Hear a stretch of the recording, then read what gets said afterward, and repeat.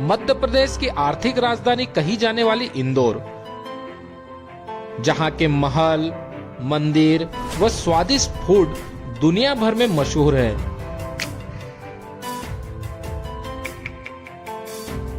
तो चलिए आज मैं आपको घुमाता हूं होलकर साम्राज्य की राजधानी इंदौर, जो आज कैसी दिखती है। भारत के नंबर 1 स्वच्छ शहर इंदौर घूमने के लिए मैं निकल चुका हूं और इंदौर जो मैं घूमूंगा वो मैं अपनी ही बाइक से घूमूंगा और लगभग इंदौर से 15 किलोमीटर की दूरी पर मैं अभी पहुंच गया हूं। तो चलिए घूमते हैं इंदौर और आपको भी घुमाते हैं। इंदौर घूमने के लिए मैं उज्जैन से निकला। उज्जैन से इंदौर की दूरी लगभग 50 किलोमीटर पड़ती है। यदि आप चाहे तो बस के माध्यम से भी इस दूरी को लगभग मात्र 60 रुपए देकर आप तय कर सकते हैं। इंदौर पहुंचने के लिए आप सीधे फ्लाइट के माध्यम से देवी अहिल्याबाई होलकर एयरपोर्ट इंदौर में पहुंच सकते हैं। यदि आप प्लेन के माध्यम से यहां पर इंदौर में आना चाहते हैं तो आप मेरे पीछे जो देख रहे हैं देवी अहिल्याबाई एयरपोर्ट यहां पर आ सकते हैं और यहां से फिर इंदौर को घूम सकते हैं। व ट्रेन के माध्यम से भी आप सीधे इंदौर रेलवे स्टेशन पर पहुंच सकते हैं। इंदौर पहुंचने के लिए आपको हर एक बड़े शहर से सीधे बस की सुविधा भी मिल जाएगी। वहीं इंदौर घूमने के लिए आप बस, ऑटो या फिर स्कूटी रेंट पर लेकर पूरा इंदौर घूम सकते हैं। यदि आप 2 लोग हैं तो स्कूटी आपको 500 से 700 रुपए में मिल जाएगी, जिसमें पेट्रोल आपको खुद को डलवाना पड़ेगा। इंदौर घूमने की शुरुआत मैंने सबसे पहले श्री सिद्ध विजय गणेश मंदिर से की, जो कि मरी माता चौराहे पर स्थित है। यह मंदिर लाल पत्थर से बना है व मंदिर के अंदर गणेश जी विराजमान हैं। इस मंदिर को देखने के बाद मैं पहुंच जाता हूं राजवाड़ा पैलेस, जहां महल के बाहर आपको एक पार्क दिखेगा, जिसमें महारानी अहिल्याबाई की मूर्ति बनी है। वह आपको इंदौर के अलग अलग स्थान जाने के लिए यहाँ से बस, ऑटो और ई-रिक्शा मिल जाएंगे। कितने में कराते हो आप पूरा इंदौर घूमने के लिए? इंदौर में अपन घुमा देते भाई, मतलब सारे मंदिर घुमाते समथिंग हो जाते 1500 रुपये। 1500 रुपये जी भाई। कौन कौन से मंदिर घुमाते हैं आप? यहाँ कांच मंदिर है, विजयासन मंदिर है, गणेश मंदिर है, वैष्णो राम मंदिर है और अनेक मंदिर है। बहुत सारी अच्छी अच्छी जगह घूमने की, सब जगह घुमा देते हैं। इसमें राजवाड़ा भी और हाँ, राजवाड़ा, कांच मंदिर सब आएगा। यहीं से स्टार्ट करेंगे घुमाने में और यहीं पे वापस छोड़ेंगे। राजवाड़ा पैलेस के प्रवेश द्वार की रचना हिंदू शैली के राजप्रसादों की भांति है, जिसके झरोकों का निर्माण दर्शनीय है। वहीं महल को देखने का एंट्री फीस 20 रुपए पर पर्सन लगता है। राजवाड़ा में मैं पहुंच गया हूं और यहां पर मोबाइल तो अलाउ है, लेकिन कैमरा यहां पर अलाउ नहीं है। कैमरा यदि आप लेके आते हैं तो यहां पर 250 रुपये चार्ज आपको अलग से देना पड़ेगा। तो चलिए सबसे पहले मैं घुमाता हूं आपको पूरा राजवाड़ा। राजवाड़ा महल इंदौर के पर्यटन के प्रमुख आकर्षणों में से एक है। राजवाड़ा होलकर राजवंश के शासकों की ऐतिहासिक हवेली है।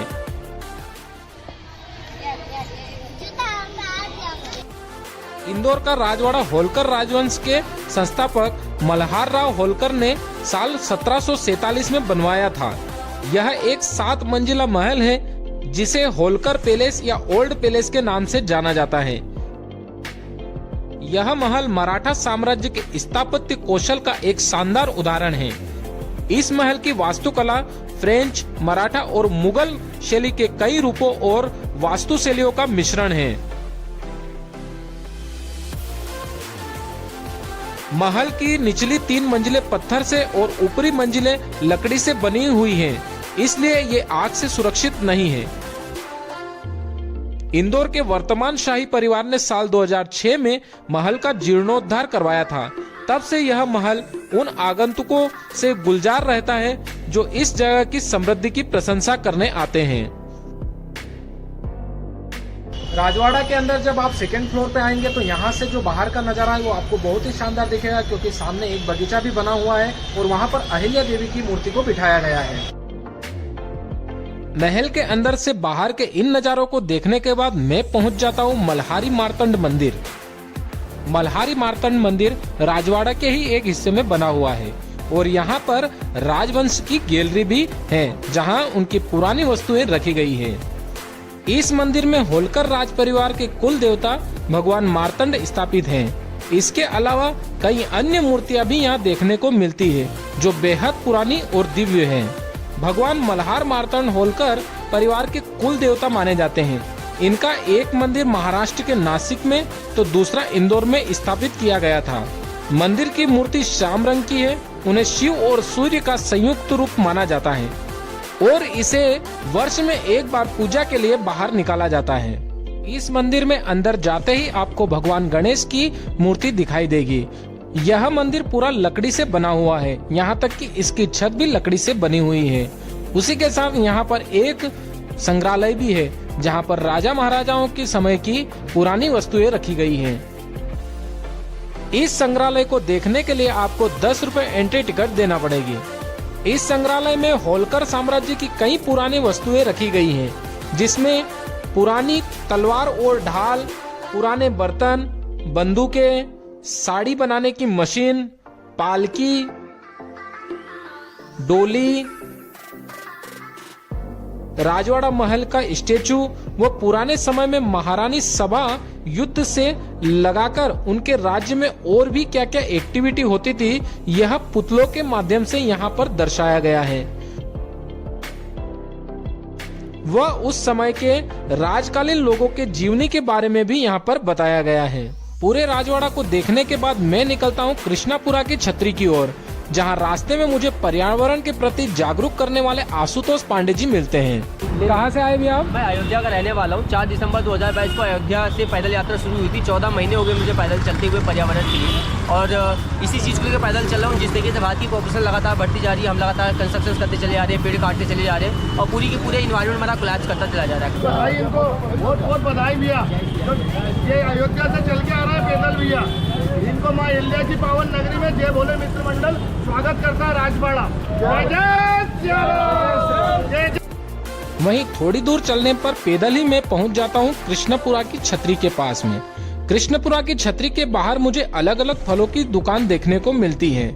छतरी का निर्माण 19वीं शताब्दी के मध्य में होलकर राज्य के मृत सदस्यों के सम्मान में किया गया था। इनका नाम प्रसिद्ध सैन्य यशवंतराव होलकर की पत्नी और मल्हार राव होलकर की द्वितीय की मां कृष्णाबाई होलकर के नाम पर रखा गया है। कृष्णापुरा छतरी होलकर मराठा राजवंश द्वारा 3 पैतृक पीढ़ियों का सम्मान करने के लिए निर्मित स्मारक है। यह स्मारक होलकर राजवंश के साहस और वीरता का प्रतीक है। कृष्णपुरा छतरी मराठा, राजपूत और मुगल वास्तुकला का एक अद्भुत उदाहरण है। इन छतरियों में मराठा और राजपूत स्तंभ हैं। यहाँ पर कई लोग अपना फोटोशूट करवाने के लिए भी आते हैं।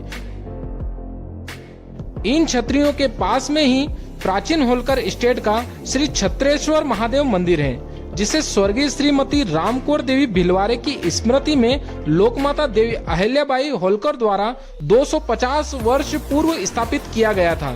वह इस मंदिर के पास एक घाट भी बना हुआ है। कृष्णापुरी की छतरी के पास में ही यहाँ पर भोलेनाथ का मंदिर है और इसी के सामने यहाँ पर एक घाट बना हुआ है। इस घाट को देखने के बाद मैं पहुँच जाता हूँ बोलिया छतरी उद्यान में। बोलिया छतरी उद्यान का लोकार्पण मध्य प्रदेश के पूर्व मुख्यमंत्री माननीय श्री सुंदरलाल पटवा द्वारा दिनांक 31 अगस्त 1992 को संपन्न किया गया। इस मंदिर में शिवलिंग विराजमान है और यह मंदिर मराठा व राजपूत कला का उत्कृष्ट उदाहरण है। रास्ते से ही जा रहा था और मुझे एक ये मंदिर भी दिख गया, तो मैंने सोचा इसको भी हम कवर कर लेते हैं। बोलिया सरकार उद्यान को देखने के बाद मैं चल पड़ता हूँ सरापा बाजार की तरफ। सरापा बाजार राजवाड़ा पैलेस के पीछे ही पड़ता है, जो गलियों के अंदर रात 10 बजे के बाद खुलता है। यहाँ इन गलियों में रात 10 बजे के बाद में सारी खाने पीने की दुकानें खुल जाती है, जो कि लगभग सुबह 3 बजे तक चालू रहती हैं। राजवाड़ा के पीछे ही पड़ता है सरापा बाजार, और सरापा बाजार जो है रात को 10 बजे से लगा करके रात की 3 बजे तक खुला रहता है। मैं अभी दिन के समय में आया हूँ और यहाँ से मैंने ली है एक कचौरी। तो यदि आप खाने पीने के शौकीन हैं तो आप राजवाड़ा के इस सरापा बाजार में आ सकते हैं रात के 10 बजे के बाद, और यहाँ पर खा पी के जो है अलग अलग फूड का आनंद उठा सकते हैं। यह सारी प्लेसेस आप पैदल ही कवर कर सकते हैं, जो कि राजवाड़ा पैलेस के आसपास ही स्थित हैं। वह अपनी गाड़ी को नगर निगम की सुभाष चौक पार्किंग में खड़ी कर सकते हैं, जिसका बाइक का एंट्री फीस 10 रुपए है। इसके बाद सुभाष चौक से मैं अपनी बाइक लेकर निकल जाता हूं गांधी हॉल की तरफ। गांधी हॉल में आप अपनी गाड़ी फ्री में पार्किंग कर सकते हैं। गांधी हॉल इंदौर की एक ऐतिहासिक इमारत है। यह इमारत ब्रिटिश काल की है और तब समय बिताने का कार्य करती थी और इसे घंटाघर भी कहते हैं। इस इमारत का निर्माण 1904 में किया गया था और तब इसका नाम किंग एडवर्ड हॉल रखा गया था। सन 1947 में भारत के स्वतंत्र होने के बाद इसका नाम गांधी हॉल कर दिया गया। यह शहर के प्रसिद्ध स्थलों में से एक है और लगभग 2000 लोगों को समायोजित करने की अपनी विशाल क्षमता के कारण भव्य सार्वजनिक समारोह, प्रदर्शनियों, मेलों आदि के लिए सबसे अधिक मांग वाला स्थान है। परिसर में एक पुस्तकालय, एक मंदिर और बच्चों के लिए पार्क बना हुआ है। गांधी हॉल देखने के बाद मैं निकलता हूँ इंदौर चिड़ियाघर की ओर, जहाँ रास्ते में बड़े बड़े चौराहों को देखकर लगता है कि इंदौर को भारत का सबसे स्वच्छ शहर क्यों कहा जाता है। इन्हीं चौराहों में से एक चौराहा पर इंदौर नगर निगम ने करोड़ों रुपए खर्च कर शिवाजी वाटिका चौराहा को भी बनाया है। यह उद्यान रोड पर चलते समय बहुत ही सुंदर दिखता है व इसमें शिवाजी महाराज की घोड़े सहित मूर्ति लगी है। इस वाटिका को किले की तरह बनाया है जो आने जाने वाले लोगों को अपनी ओर आकर्षित करती है। इंदौर में सिटी बस के लिए अलग से बीच में रोड बनाया गया है जो उन्हें ट्रैफिक से बचने में मदद करता है।